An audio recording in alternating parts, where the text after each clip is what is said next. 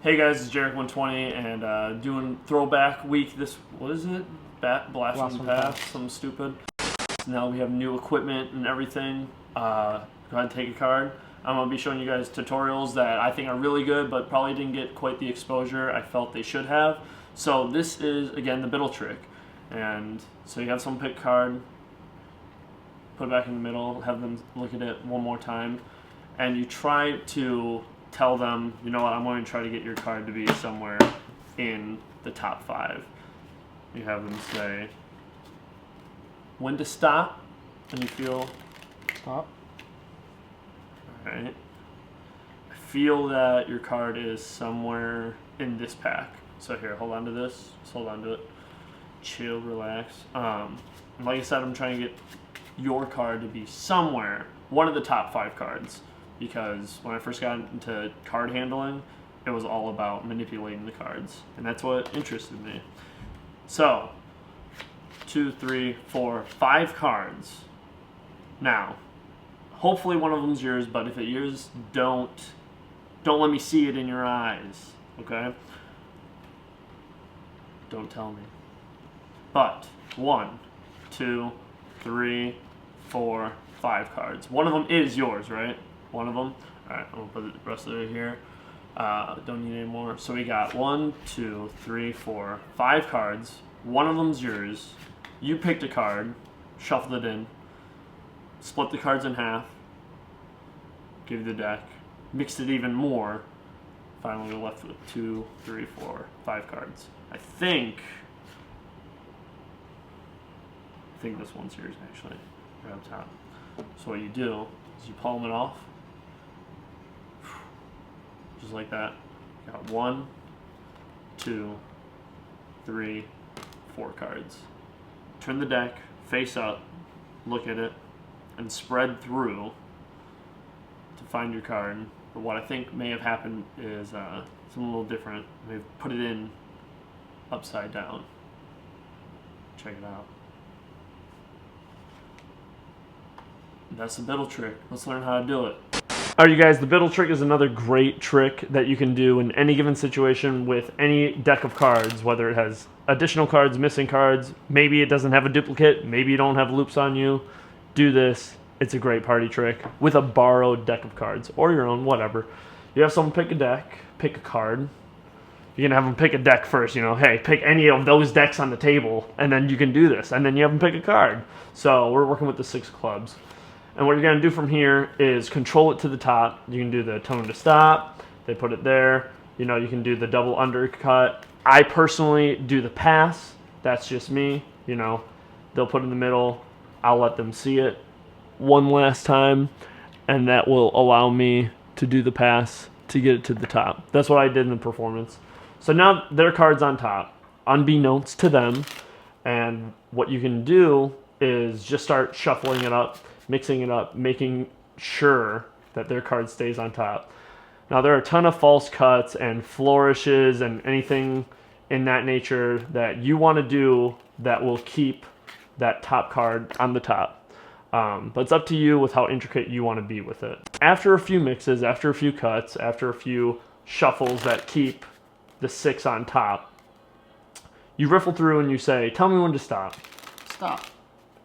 You do this little acting, I always fan, and I'll do a one-handed cut with this. Is it in here? I don't know. But you're playing off, you know their card's here. So you say, all right, I think your card's in here somewhere. So here, hold on to this. We don't need it anymore. They're just going to relax. They're going to follow suit as to what you're doing. They'll probably hold it pretty similar to you. From here, you can do, you know, more false cuts if you desire. But you need to position the top card 3rd from the top. So the way to do that is to angle it as such. You can grab the bottom half of the packet with your right hand, just your thumb and your index finger. Hope you're following along. And you're going to strip off 1, 2 cards, and then the 3rd card you're going to leave out jogged. And then from there you can continue to shuffle the rest of the cards. So in their eyes, they just see a shuffled bunch of cards. But to you, you have this card right here. You lift up from that broken card that's out jogged and just cut the cards. So now we got 1, 2, third from the top. Or if we get back in the same position, jog card out like this, I do this move where I just peel that card over and then I drop this packet here, drop those cards there, and that. It's a little advanced. It's a little too much for especially if you're starting out.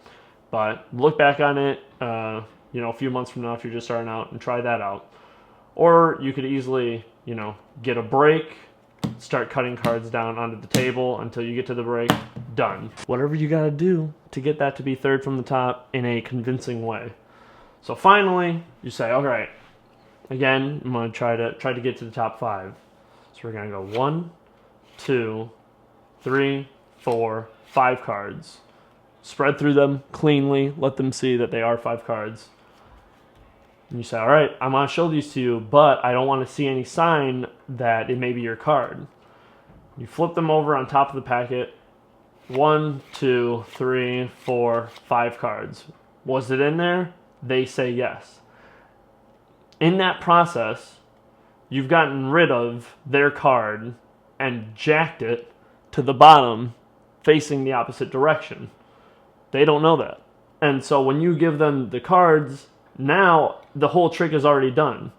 Their card is now facing the opposite direction in the middle of the packet. So the way to go about doing this, so you've just stripped off all 5 cards.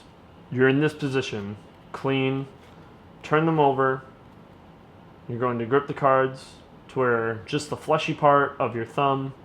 This is the Biddle Grip. This is where the name of the trick comes into play. It's the Biddle Trick. This is the secret move in Biddle Grip position. So when you strip it off one at a time, you're going to catch a break after that second card comes off because you know this is their card. You get a break, and what's going to happen is as you go to get that 5, you're dropping that 6 face up. Just peel off the rest of the cards. Was your card in there? Yes. But the way you have to do it has to be, relatively seamless. So you want to do it kind of fast, where it's just like, all right, 1, 2, 3, 4, 5 cards. One of them's yours, right?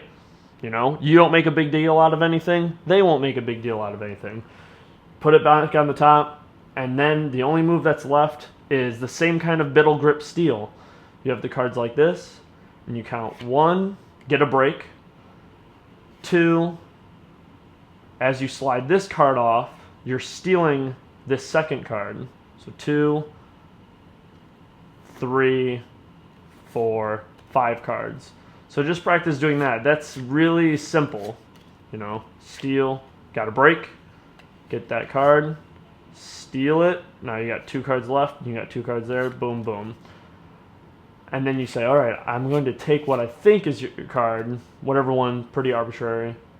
And you take it, and I like to do this invisible palm, where you just take it, and as soon as you put your hand over it, you drop the card into your hand. So all that's happening is you doing that.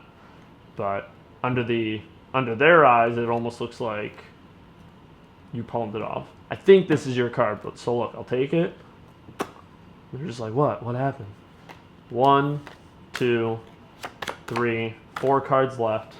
Turn the deck over and go through and find your card. So what I think happened was we flipped it in the opposite direction. They'll turn it over to reveal their 6 of clubs. Alright, you guys, that was the Biddle Trick. Again, I'm Jarek120. For more powerful magic integrated with social dynamics, subscribe to How to Disturb Reality. I'll be teaching more throwback tutorials in the upcoming week. So leave a comment for something that I taught back in the day that you think needs an update, thinks needs better camera angles, better teaching, better handling, better perspective on how, my ideologies and theories about magic have evolved over the last 4 years. Be inspired to learn, aspire to disturb, and always rise above.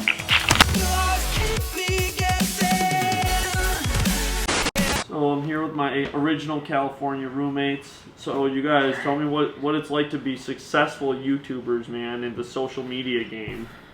It's awesome. It goes to show that people like us, people just like you, all of us. We didn't go to college, yo. I went to college, but I dropped out. College dropout, yo. You don't need college. All you need is a dream, and you need passion, you need drive, and you can do it. If you can dream it, you can